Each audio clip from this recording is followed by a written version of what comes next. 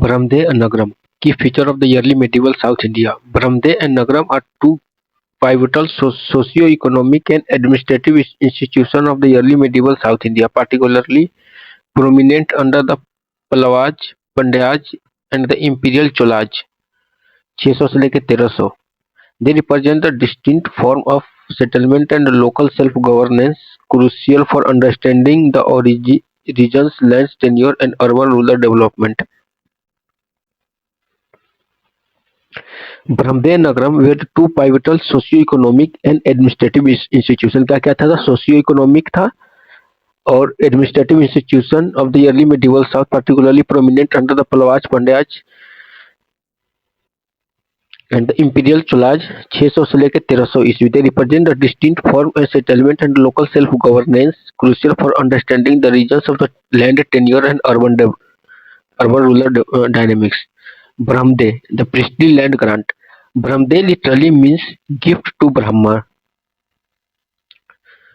ब्रह्म मतलब ब्राह्मण और दे मतलब gift. It refer to the land grant made by king or local chieftains to individual Brahmins or a group of Brahmanas. Land grant made by kings or local chieftains to individual Brahmins or group of Brahmins, known as Chaturvendi Mangalam. Significance और structure का क्या है? Significance and structure. Tax exemptions. The most defining feature was the transfer of both the land and the significant fiscal right, Sarva Parihara, from the state to the donage. The most defining feature was the transfer of both land and significant fiscal right, Sarva Parihara, from the state to donage. This meant Brahmdeh village was generally exempt from paying local taxes and often enjoy immunities from the entry of royal official. This meant the Brahmdeh village was generally exempt from the paying local taxes and often enjoy immunities from the entry of the royal officials.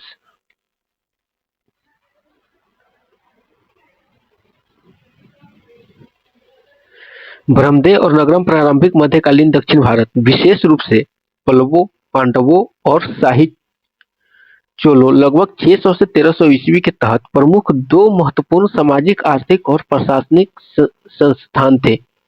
वे भूमि कार्यालय और शाही ग्रामीण गतिशीलता को समझने के लिए महत्वपूर्ण बस्ती और स्थानीय स्वशासन के अलग-अलग रूपों के प्रतिनिधित्व करते हैं.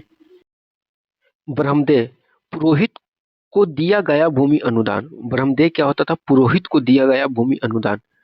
ब्रह्मदेव एक शाब्दिक अर्थ है. ब्राह्मण को उपहार, ब्राह्मण मतलब ब्राह्मण और देव मतलब उपहार. यह राजाओं या स्थानीय सरदारों द्वारा व्यक्तिगत ब्राह्मणों के समूह, जिन्हें अक्सर चतुर्वेदी मंगलम के नाम से जाना जाता है, को दिए गए भूमि के अनुदान को संदर्भित करता है.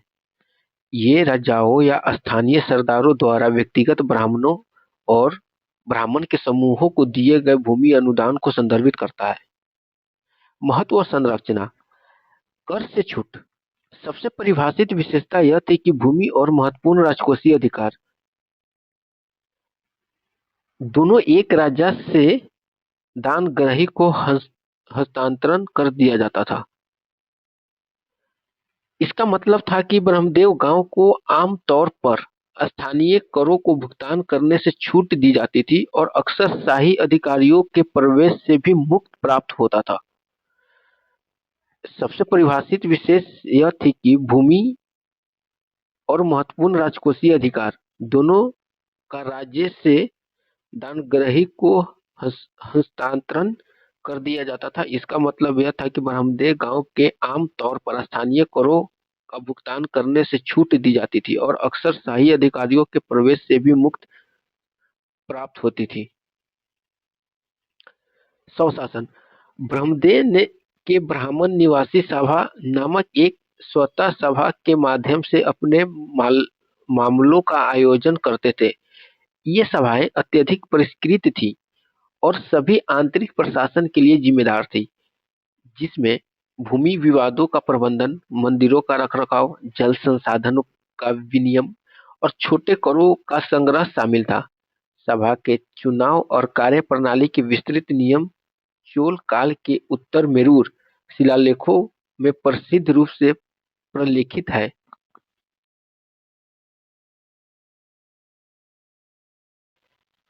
स्वशासन। ब्रह्मदेव के ब्राह्मण निवासी सभा नामक एक स्वतः सभा के माध्यम से अपने मामलों का आयोजन करते थे। ये सभाएं अत्यधिक परिष्कृत और सभी आंतरिक प्रशासन के लिए जिम्मेदार थी, जिसमें भूमि विवादों का प्रबंधन, मंदिर के रखरखाव, जल संसाधनों का विनियम और छोटे करों का संग्रह शामिल था।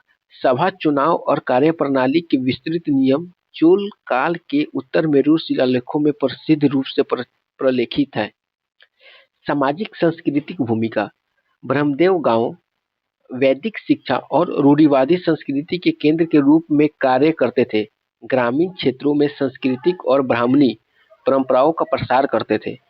उन्होंने कृषि परिदृश्य को गहराई से प्रभावित किया और व्यवस्थित कृषि के विस्तार में सहायक थे। सामाजिक सांस्कृतिक भूमिका। ब्रह्मदेव गांव वैदिक शिक्षा और रूढ़िवादी संस्कृति के केंद्र के रूप में कार्य करते थे। ग्रामीण क्षेत्रों में संस्कृति और ब्राह्मणी परंपराओं का प्रसार करते थे। उन्होंने कृषि परिदृश्य को गहराई से प्रभावित किया और व्यवस्थित कृषि के विस्तार में सहायक थे। नगरम क्या था? नगरम व्यापारियों की बस्ती थी। नगरम शब्द मुख्य रूप से व्यापारी और व्यापारियों के गिल्ड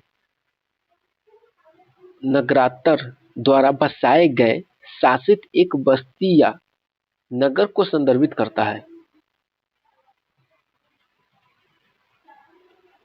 नगरम शब्द मुख्य रूप से व्यापारियों और व्यापारियों के गिल्ड द्वारा बसाए गए शामिल एक बस्ती या नगरम को संदर्भित करता है। ब्रह्मदेव और ऊर। ब्रह्मदेव मतलब ब्राह्मण केंद्रित और ऊर मतलब किसान केंद्रित के विपरीत नगरम स्पष्ट रूप से एक वाणिज्यिक बस्ती था। ब्रह्मदेव ब्राह्मण केंद्रित और ऊर किसान केंद्रित के विपरीत नगरम स्पष्ट रूप से एक वाणिज्यिक बस्ती थी। महत्व और संरचना। वाणिज्यिक केंद्र। नगर बस्तियां प्रमुख व्यापार मार्गों, बंदरगाहों के किनारे या बड़े राजधानी शहरों के उपनगरों के रूप में रणनीतिक बिंदुओं पर विकास हुई। वे स्थान, क्षेत्रीय और लंबी दूरी के व्यापार के केंद्र थे। नगरम बस्तियां प्रमुख व्यापार मार्गों, बंदरगाहों के किनारे या बड़े राजधानी शहरों के उपनगरों में के रूप में रणनीतिक बिंदुओं पर विकास हुई। वे स्थानीय, क्षेत्रीय और लंबी दूरी के व्यापार के केंद्र थे। श्वेता गिल्ड। नगरातर शक्तिशाली व्यापारी गिल्ड थे। नगरातर शक्तिशाली व्यापारी गिल्ड थे जिन्होंने अपने आंतरिक मामलों पर उच्च स्तर की स्वायत्तता का प्रयोग किया। जिन्होंने अपने आंतरिक मामले पर उच्च स्तर की स्वायत्तता का प्रयोग किया। नगरातर शक्तिशाली व्यापारी की गिल्ड थे जिन्होंने अपने आंतरिक मामलों पर उच्च स्तर की स्वायत्तता को प्रयोग किया। वे बाजार के रखरखाव, वाणिज्यिक विवादों को निपटाने, वजन को माप को विनियमित करने और कभी-कभी राजा की ओर से सभी टोल और शुल्क एकत्र करने के लिए जिम्मेदार थे। वाणिज्यिक विवादों को निपटाने, वजन माप को विनियमित करने और कभी-कभी राजा की ओर से शाही टोल और शुल्क एकत्र करने के लिए जिम्मेदार थे। आर्थिक योगदान। चोल राज्य नगरम के भीतर व्यापार और टोल से उत्पन्न राजस्व पर बहुत अधिक निर्भर था। आर्थिक योगदान। चोल राज्य नगरम के भीतर व्यापार और टोल से उत्पन्न राजस्व पर बहुत अधिक निर्भर था। उनकी आर्थिक जीवन शक्ति महत्वपूर्ण थी, जिसका कारण अक्सर आयवोले और मणिग्राम जैसे बड़े अखिल क्षेत्रीय व्यापारी संघों का विकास होता था। जिसके कारण अक्सर आइवोले और मणिग्रामम जैसे बड़े अखिल क्षेत्रीय व्यापारी संघों के विकास होता था।